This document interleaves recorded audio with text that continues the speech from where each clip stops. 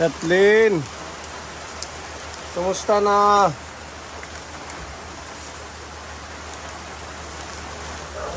Hindi ka pa nanganak ka? Kumusta uday? Anong update po? Ako nang sirahin lang. Nag-rain po. Bahay nga lang po. Kasi maulan. Nakatulog lang po kasi maulan. Namamanas ka na. Ano? Oo, tumaba na yung pisngi mo. Kailan ba ang due mo? Diba 25? Bukas po. Bukas yung due mo. Opo. Nalakit na ako yung tiyan ko. Hindi ko na po alam kung mamaya ako maanak. Kasi masakit na po. Masakit na. Opo. Nasaan yung asawa mo? Papahinga po. Hindi siya pumasok. Walang pasok po sila ngayon. Bakit daw? Ewan ko po. Kasi di rin siya sinundo ng ano niya. Ng kuya niya. Tapos di mo rin dumaan yung ano nila, Kurman. Asan si Iman? Andun po. Galing lang po ng Kandalakit. Anong ginawa sa Kandalakit? Nagkuha daw sila ng ano, duma. Ay, mga kamuti. Opo. Si Tatay Manny nandyan. Opo. Tatay, kumusta na? Okay lang? Okay naman.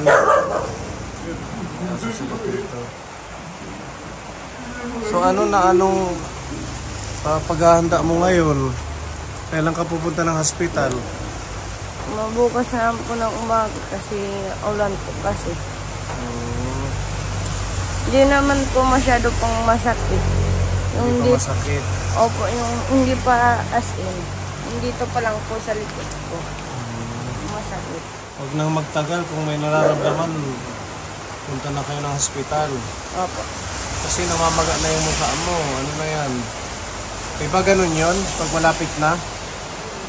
Diba Pepa? Hindi naman. Ay, ano? Oo naman. Nararamdaman niya yan. Nakakit niya pa ng balakang. Ate, may naabat yan ha? Dito po sa likod ko masakit. Tapos yung tiyan ko masakit din. Pero hindi po masyado. Tapos po yung paa ko dito po sa mga dito po. Masakit na. Opo. I-message mo na lang kami pag ano, ha? Kung nasa Borongan Hospital na kayo. Dinaanan ka lang namin, galing kami dun sa Dolores. Kung nanganak ka na or hindi pa. Ha, message ka na lang. Oo, dad, pupunta kami sa hospital pag once mag-ano ka na. Mag-labor na. Pag may naramdaman ka, sabihin mo sa asawa mo, mag-ano na kayo.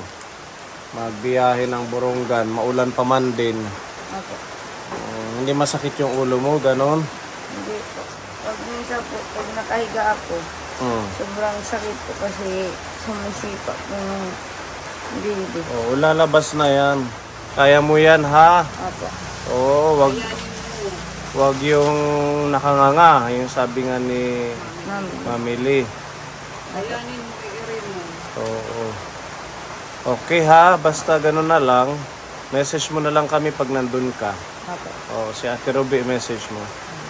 Okay, sige. Tatay Manny, alis na kami. Dumaan lang kami, galing kami ng Dolores. Basang-basa nga kami. Kanina nga po nandun mo po ako sa kalsada eh. Naglalakad-lakad. Lakad-lakad ka, wag tulog ng tulog para matagtag. Pero nung umulan, pumasok na po ako kasi magkasakit pa po ako. Hindi mo na yung mga dalahid mo.